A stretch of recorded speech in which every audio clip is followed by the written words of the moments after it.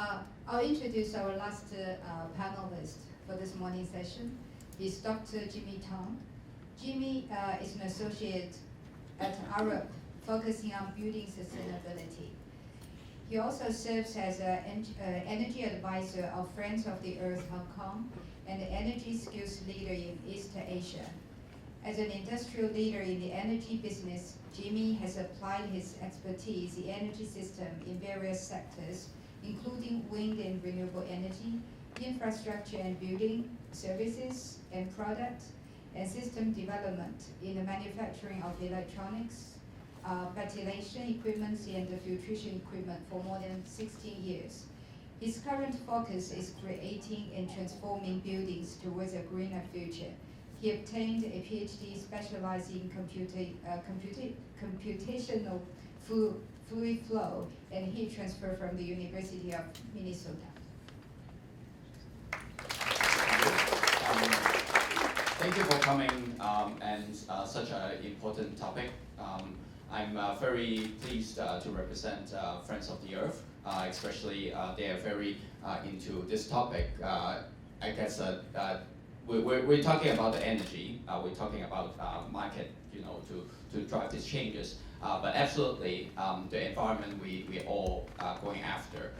So from the Friends of the Earth point of view, definitely how Renewable will be able to contribute to some of the changes we can make is very important. So I'll be taking your next few minutes to show you some of the experience that I have previously and how is it actually related to this topic.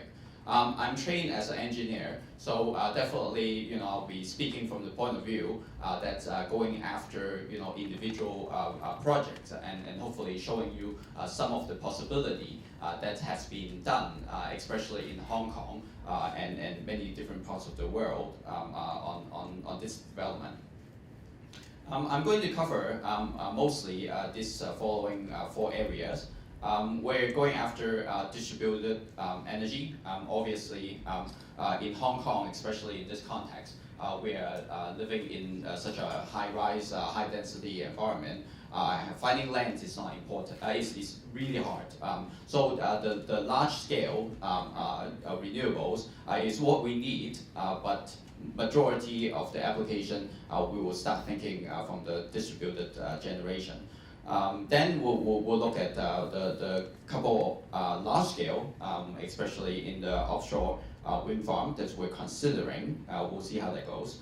And then basically, just like any other speaker I'll talk to you about, besides wind, solar will actually coming next. And the potentials and also the development for the next 5 to 10 years will be tremendous.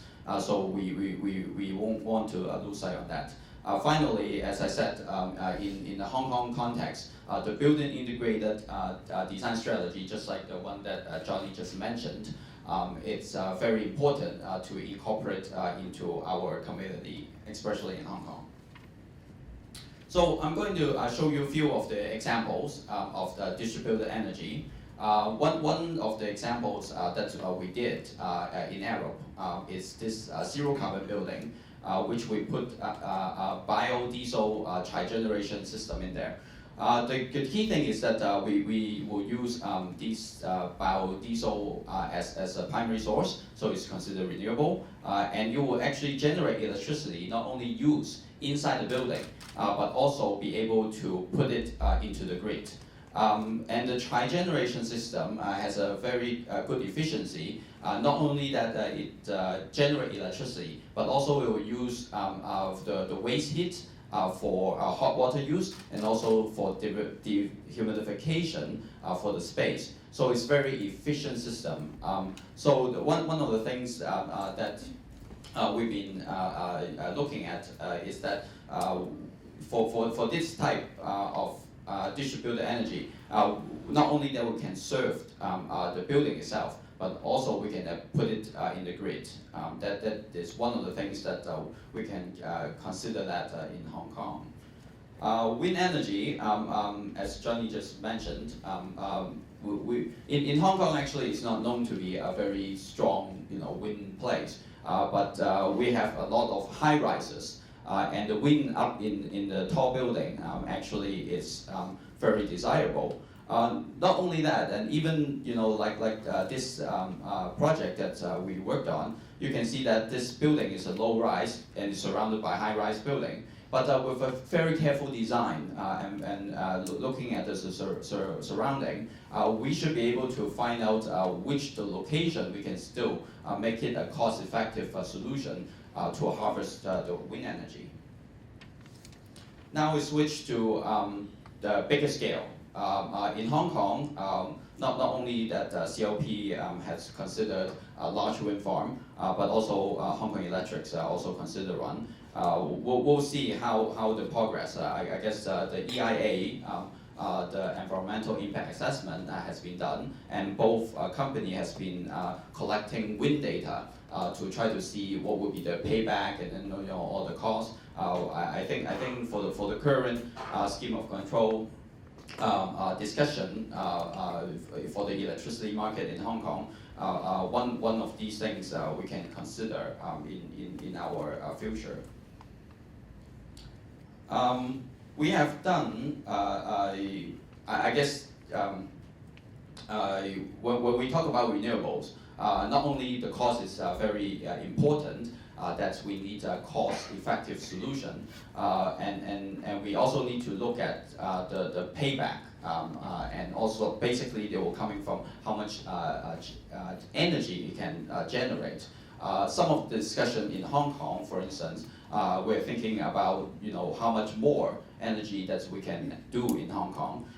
We have done a study trying to see how much energy we can do in this urban city setting. And we have studied a lot of buildings in Hong Kong, and we did some surveys trying to see basically how much area is available for the sun to actually shine on those area, so that we can actually put PV and collect solar energy. Here's a quick summary for that. As you can see that in like Johnny's example, we have this rooftop available, and through this study we actually be able to come up with some of these like percentage area that it will be available in Hong Kong. Again, we actually went into a lot of these buildings and did the surveys, and the total potential we actually put up here equivalent to about 2% of the Hong Kong electricity use. Lastly, just trying to see how actually put into the context. After we actually done a proper design on the building, cutting all the costs, the usage of it, there will be room for renewable. For this case, it's a zero carbon building. We can even make it a energy positive building. But for some of it, especially the high rise, the surface area ratio is not enough. But at least it will be able to use all of the renewable inside the premise first. Since I don't have enough time to go through it, we have contributed some of these things in a solar book, which I'm gladly to talk about it later, and then another book on wind turbines. And lastly, just want to throw in Friends of the Earth discussion, especially in the current energy reform. We like to consider, if we can actually put in the carbon reduction target, just like any other country. And this morning you have heard about it, and also, China also have a target like this. Also related to that, can we actually have some renewable energy targets that actually contribute to that carbon reduction? And lastly, as we discussed about decentralization, and in this way, personally, I'm just thinking that obviously the current provider and operator, they already have a tremendous knowledge, but is it possible to actually introduce more of these? Especially, we might not be only applying to the grid, but also each individual building, because it's actually our Hong Kong is using 90% of the electricity inside the building. So by having a solution inside the building would be definitely beneficial. So with that, I don't want to keep you too long away from your lunch, and we still have a discussion to make. All right, thanks.